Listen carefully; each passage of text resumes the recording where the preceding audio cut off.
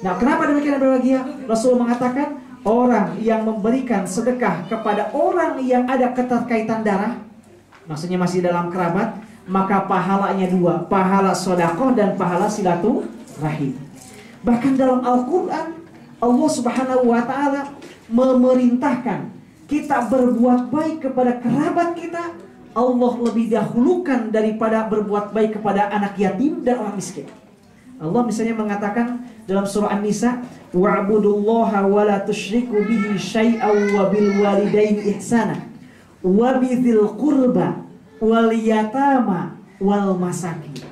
Dalam ayat ini berbahagia Allah mengatakan, sembahlah Allah, jangan menyekutukannya. Kemudian kata Allah, berbuat baik kepada kedua orang tua. Setelah kedua orang tua yang Allah sebutkan pertama setelah berbuat baik kepada orang tua, wabidzil qurba, kepada kerabat. Baru wal yatama, anak-anak yatim. Baru al masakin, orang-orang miskin. Jadi Allah memerintahkan orang yang perlu kita berbuat baik setelah orang tua adalah kerabat dulu, baru yang lainnya. Karena itu tidak dibenarkan dalam Islam orang baik dengan di luar tapi tidak baik dengan kerabatnya sendiri.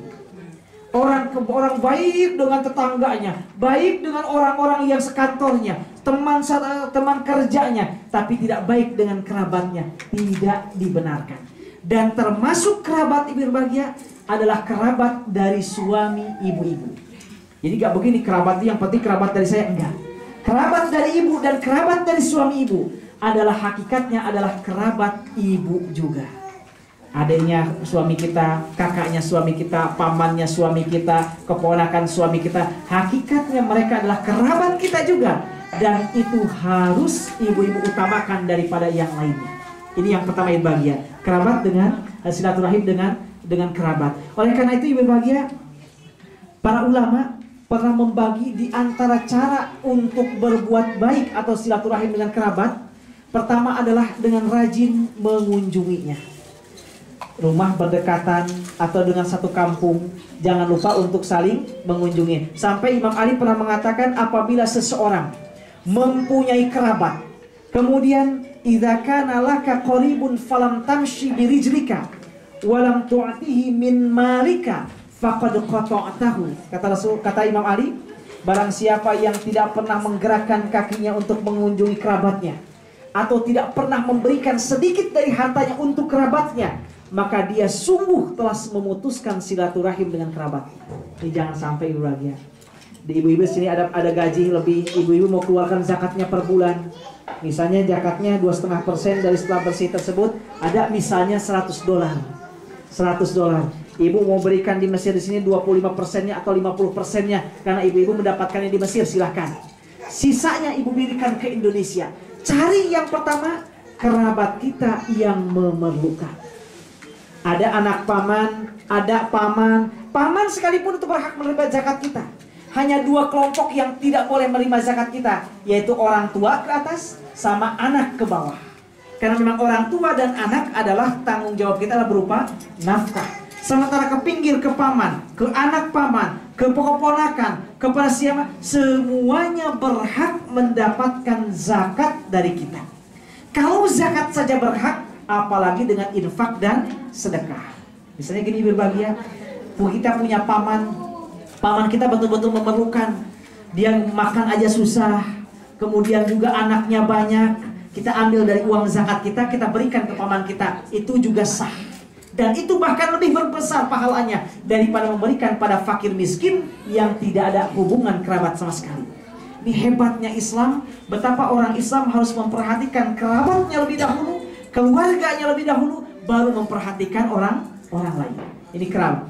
Nah kemudian ibu berbahagia, apalagi kalau ditambah dengan harta sedekah kita, infak kita. Ada infak sedikit, berikan juga ke yang lain. Hanya nanti dilihat kriterianya. Kalau zakat karena jelas fakir miskin, kalau paman kita tidak termasuk di antara 8 asnaf tersebut, jangan diberi zakat. Paman kita sudah cukup makan minumnya, anaknya kebayar, kemudian juga kadang mengeluh, aduh saya ke paman nih kalau bisa diberikan sedikit untuk apa? Untuk sedikit biar bisa jalan-jalan ke taman safari. Jangan ibu yang itu. Kenapa? Karena itu sudah bukan primernya. Paling kita berikan bukan dari zakat tapi dari infak dan sedekah. Karena memang zakat sudah jelas bagiannya, fakir miskin dan seterusnya. Termasuk Kalau seandainya paman kita tadinya pengusaha besar, tiba-tiba dia jatuh kemudian jatuh gulung tikar istilahnya, sehingga jadi orang yang susah. Banyak sekali yang terjadi demikian karena kondisi moneter, dolar naik, akhirnya dia bangkrut, kemudian jadi orang yang sangat memalukan. Maka dia termasuk orang yang berhak mendapatkan zakat. Kata Rasulullah, ada beberapa kriteria orang kaya yang berhak mendapat zakat. Siapa? Di antaranya orang kaya yang bangkrut kemudian tidak punya apa-apa, maka orang tersebut berhak mendapatkan zakat. Nah, ini berbahagia di kerabat. Yang pertama dengan mengunjunginya. Kemudian yang kedua, jangan lupa juga untuk selalu berkirim kabar. Di dalam Islam juga dianjurkan demikian. Sampai Rasul mengatakan, silu arhamakum walau bisalam. Hubungkan silaturahim sekalipun dengan sekedar mengucapkan salam. Kalau kita sekarang SMS dan lain sebagainya. Yang berikutnya berbahagia, bersedekah. Nih, saya ungkapkan dalam hadis-hadisnya sahih semua berbahagia. Dari riwayat Imam Bukhari Muslim, dari Imam Ahmad Tirmidzi, kemudian dalam riwayat muttafaqun alaih yang lainnya. Di antaranya Rasul pernah mengatakan, "Lau a'taitaha akhwalaka kana a'zama ajrika." Kata Rasulullah, seandainya kamu berikan sedekah kepada kerabat kamu, berupa bibi di sini, maka pahalanya lebih besar daripada diberikan kepada yang bukan kerabat. Ini dia artinya. Nanti bisa ibu lihat dalam makalah saya tentang masalah itu. Kemudian ibu bahagia, Rasul pernah bersabda dalam sebuah hadis riwayat Imam Ahmad. Namanya biasanya kalau kerabat, saudara, suka ada singgung-singgungannya. Suka ada perselisihan, wajar.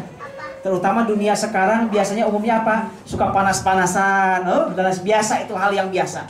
Kemudian karena hal tersebut, pergesekan tersebut, ada beberapa saudara yang kemudian memusuhi kita, tidak senang dengan kita, dan dia orang yang membutuhkan.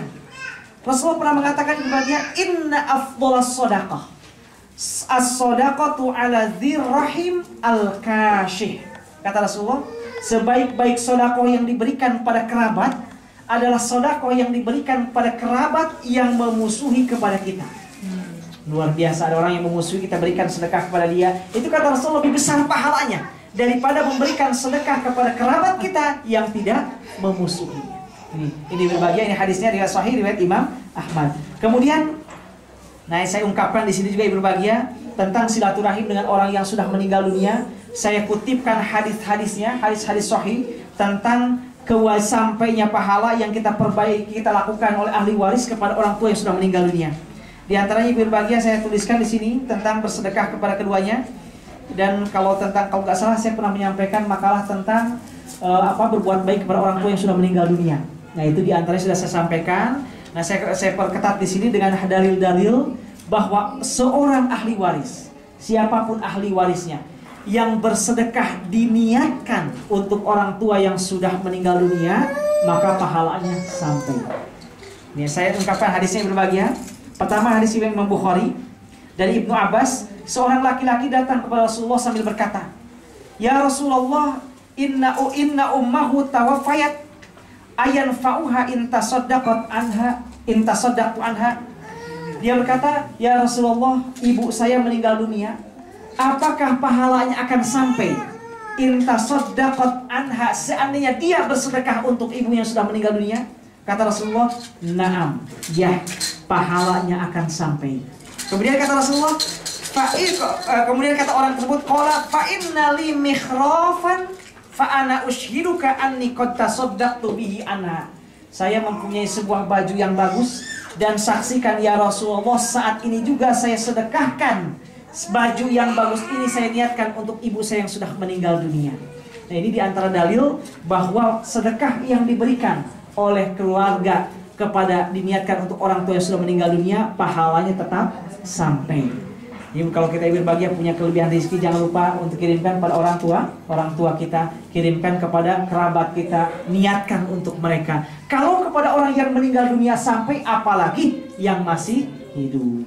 Jadi kalau seandainya kita niat kurban, maka ibu bahagia punya orang tua yang masih hidup belum berkurban satupun, sementara anaknya udah kurban 3 kali. Kurbankan, niatkan untuk orang tua kita, pahalanya besar juga ibu.